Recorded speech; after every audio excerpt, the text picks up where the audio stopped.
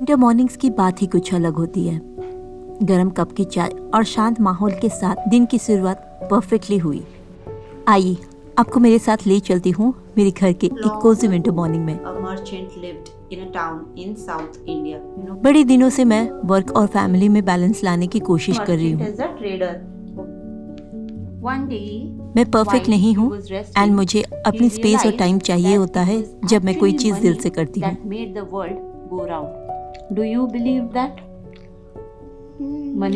माँ होने के बाद एहसास हुआ कि वो एक लग्जरी है एंड उसके लिए हमेशा बाउंड्रीज रहेंगे।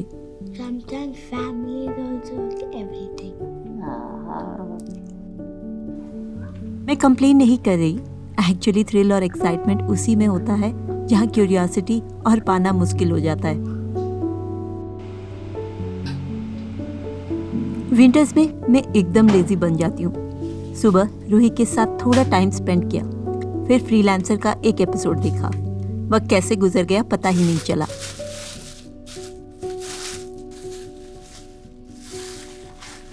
फिर मैं आ गई किचन में लंच प्रिपेयर करने। ये सीड्स ब्रॉड बीन्स के सीड्स हैं। हर विंटर सीजन में अम्मा, जो मेरी हाउस हेल्प है, हमारे लिए हफ्ते में एक बार जरूर लेके आएगी। हर उड़िया फैमिली को इससे प्यार है, आई एम श्योर। विंटर्स में हमारे होम टाउन में ताज़ी सब्जियों का ढेर लग जाता था। गोभी, बीन्स, आलू की सब्जी और गरम गरम मूंग दाल के साथ जो मम्मी बनाती थी, पेट भर के खा के बढ़िया नींद आती थी।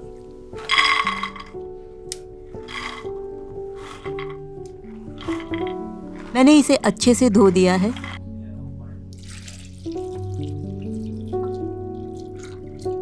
फिर पानी जस्ट हाफ इंच सीड्स के ऊपर दिया और नमक स्वाद अनुसार।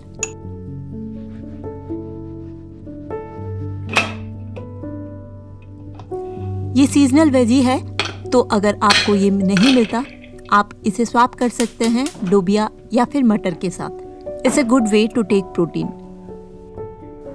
अब हाई फ्लेम में 2 से 3 विसल तक इसे पकाना है। डेली बेसिस पे हम सिंपल मील लेना ही पसंद करते हैं। हम सब आज के मील के लिए बेसब्री से इंतजार कर रहे थे। आजकल मैं लंच प्रेपरेशन थोड़ा लेट से ही शुरू करती हूँ। हॉट मील खाने का मज़ा ही कुछ और होता है और विंटर्स में खाना जल्दी ठंडा हो जाता है। मैं अपने मील प्रेप का टाइमिंग यूटिलाइज करती हूँ by taking inspirations from other creators. It's kind of productive and as well as my kind of me time.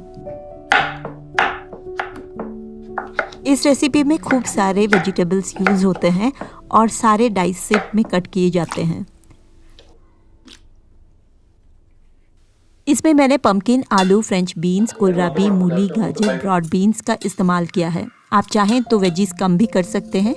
यहाँ मैंने एक सब्जी मिस कर दी है, वो है रॉ बनाना। अगर चाहें तो आप वो भी डाल सकते हैं।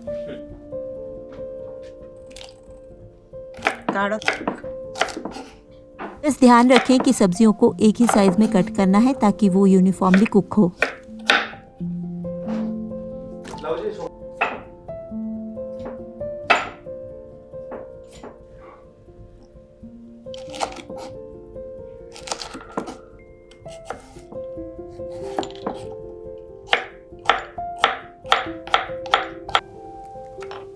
ये recipe rich in veggies and protein है। अगर आप सोशल मीडिया में हैं तो आई एम श्योर कि एक बार ज़रूर आपने इस डिश का नाम सुना होगा।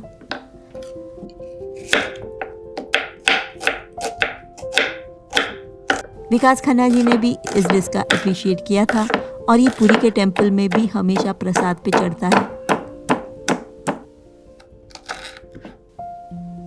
इसमें ज़्यादा मसाले यूज़ नहीं होते। सीजनिंग के लिए मैंने बस जिंजर को क्रश किया है और ग्रीन चिली सीड किए हैं।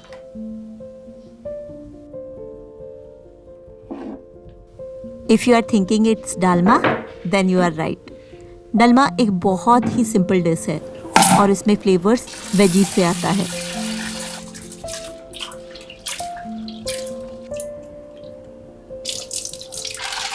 कुछ दिन पहले आई केम अक्रॉस अ रील जहाँ इन्फ्लुएंसर ने खूब सारे मसाले डाल के डालमा बनाया था और उससे ज़्यादा बुरा मुझे इसलिए लग रहा था कि उस रील पे काफ़ी व्यूज़ थे। मुझे डर है कहीं इस रैंक रेस में डालमा की ओरिजिनलिटी लूज ना हो जाए। एनीवेज, सोशल मीडिया है ये, we need to be mindful.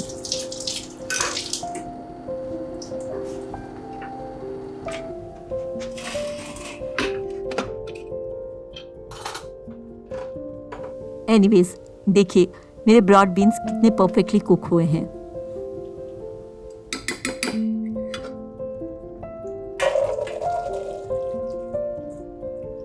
अब इसको मैंने स्ट्रेनर में डाल के साइड में रख दिया ताकि इसके सारे एक्सेस वाटर ड्रेन आउट हो जाए।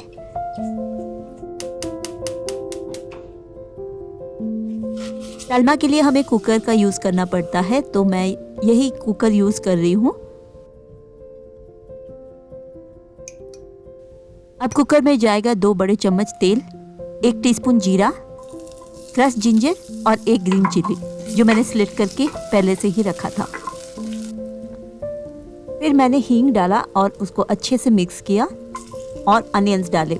आप अनियंस टोटली स्किप कर सकते हैं, आपको टेस्ट में ज़्यादा कुछ डिफरेंस नहीं लगेगा। फिर मैंने सॉल्ट डाला स्वाद के अनुसार और उसे अच्छे से मिक्स कर दिया।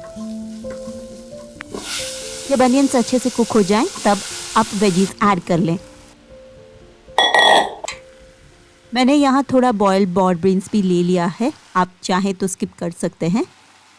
फिर सॉल्ट और हल्दी, बस और कुछ नहीं। कुकर के लिड को हाफ कवर करके वेजीज को 3 मिनट तक पकने छोड़ दिया ताकि वेजीज के मॉइस्चर निकल जाए। मीनवाइल मैं साइड डिश के प्रिपरेशन में लग गई, जहां बॉइल्ड बीन्स में मैंने डाला 1.5 स्पून ऑफ हल्दी पाउडर, 1 टीस्पून जीरा पाउडर, 1 बड़ा चम्मच चिली पाउडर और 3 बड़े चम्मच राइस फ्लावर, नमक स्वाद अनुसार। अब इसको अच्छे से कोट कर ले मसालों के साथ। उसे सेट होने छोड़ दें 5 से 10 मिनट के लिए। Coming back to the Dalma, veggies से पानी सूख गए हैं, बस अब सीजनिंग चेक करके दाल और पानी ऐड करना है। वेजीज और दाल का रेशियो 1:2 है। इनिशियली पानी ज्यादा नहीं डालना है, जस्ट वेजीज के ½ इंच ऊपर तक पानी देना है।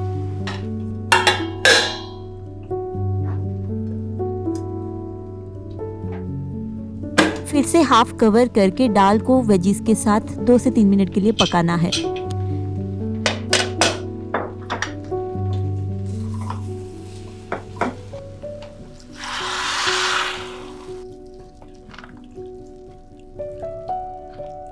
अब पानी ऐड कर दिया मैंने। सॉल्ट मैं हमेशा चेक करके ही डालती हूँ, मेरा हमेशा लोअर साइड रहता है। I think it's better that way.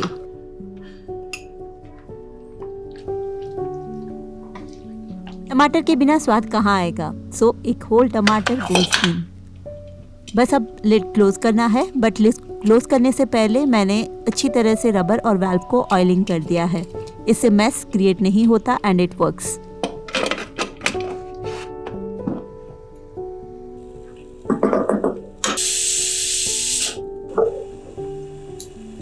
अब सबसे इम्पोर्टेंट स्टेप, इसके बिना डालमा का टेस्ट अधूरा है।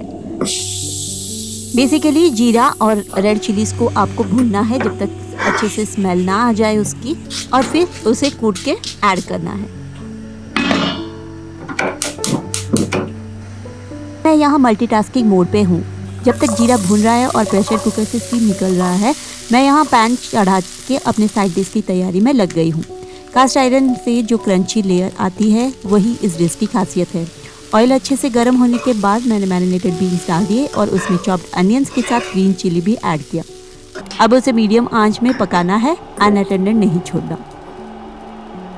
अब मॉर्टर और पेस्टल के हेल्प से मैं भुने हुए जीरे और रेड चिली को क्रश करूंगी।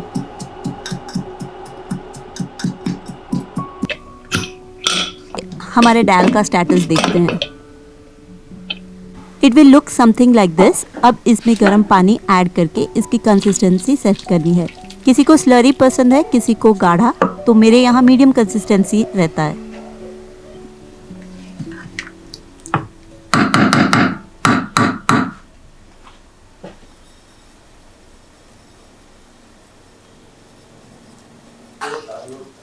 बस अब इसमें क्रश किए गए जीरा और रेड चिली का पाउडर ऐड करके इसको अच्छे से मिला दिया मैंने। इससे लाजवाब खुशबू आ रही है। गर्मा गर्म डालमा घी के साथ सोच के ही मेरी भूख बढ़ गई है।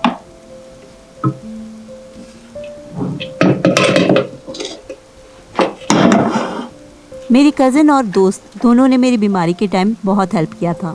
उसका हॉट केस रिटर्न करना था और आई बिलीव थैंक यू बोलने का स्वीटेस्ट जेस्चर इससे अच्छा और कुछ नहीं हो सकता।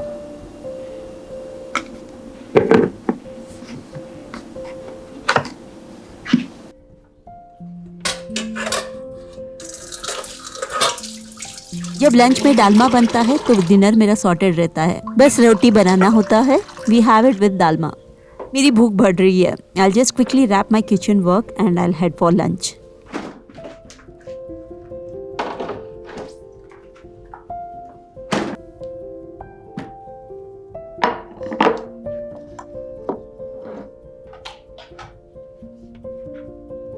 जब मैं नई नई माँ बनी थी मुझे एक मिसकंसेप्शन था।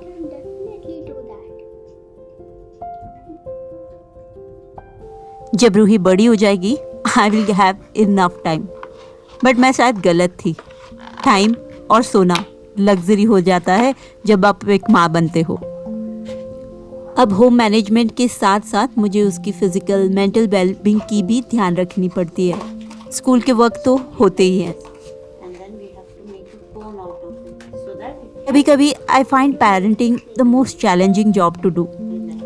The way we were brought up, we can't raise this generation the same way. और यही सबसे बड़ी सच है।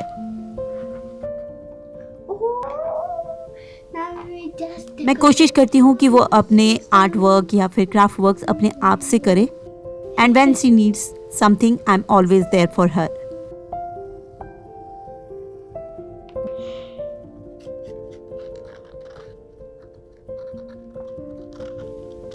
पूरी प्रोजेक्ट उसने अपने आप किया।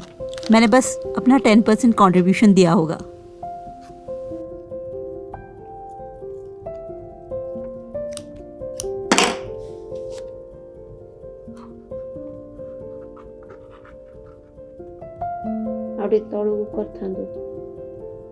द मोमेंट, उसे छोटी छोटी गलतियां करते देख, उसके इमेजिनेशन को वाइल्ड होते देख।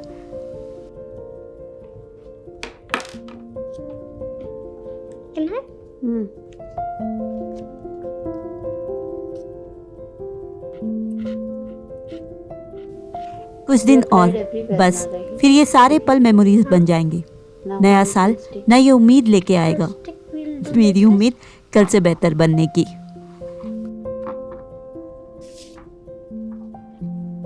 हम अपने इस साल के लास्ट ईयर्स गुजरात में बिताने वाले हैं। I hope you all have a great time with your family. I will see you all next year.